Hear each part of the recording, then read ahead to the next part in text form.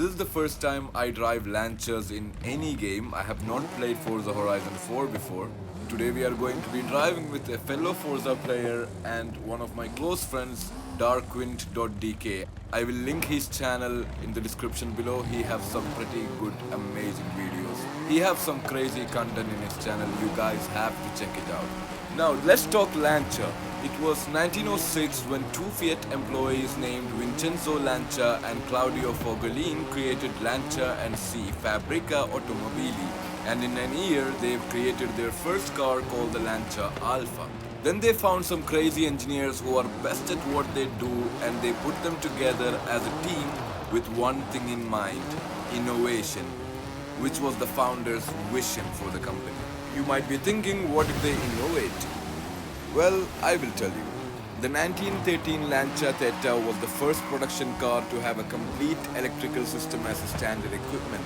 The 1922 Lancia Lambda was the first production car to use a monocoque chassis with a structurally rigid body. The 1937 Lancia Aprilia was one of the first cars to test through a wind tunnel to check its aerodynamics. But in 1937, something else happened. The founder Vincenzo Lancia died and an engineer from Alfa Romeo came in. His name was Vittorio Jano. After this guy came in, the company started to innovate even more.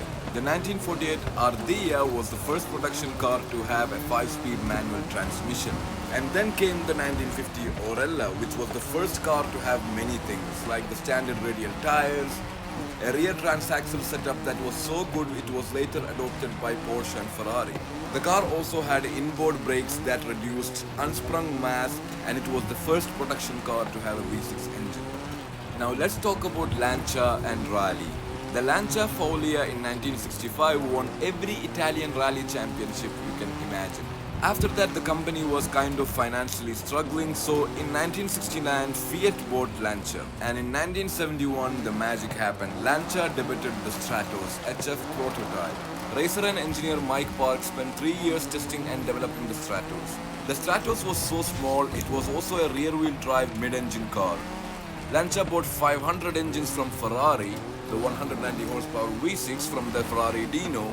The Stratos entered WRC in 1974, and boy was it good. It kept winning until 1981 and put the competition under the dirt. This car was purpose-built for rallying. Meanwhile, in 1980, they were also developing something called the Rally 037.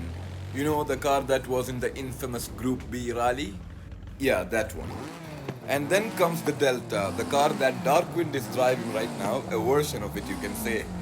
It's probably the most successful rally car in the history of the world. Lancia made an aerodynamically tweaked composite body on a tubular space frame and an F1-inspired twin-charge 1.8-liter four-cylinder. This helped it to provide torque at all RPM range. The WRC version Delta S4 made over 500 horsepower and could do 0 to 60 in 2.4 seconds.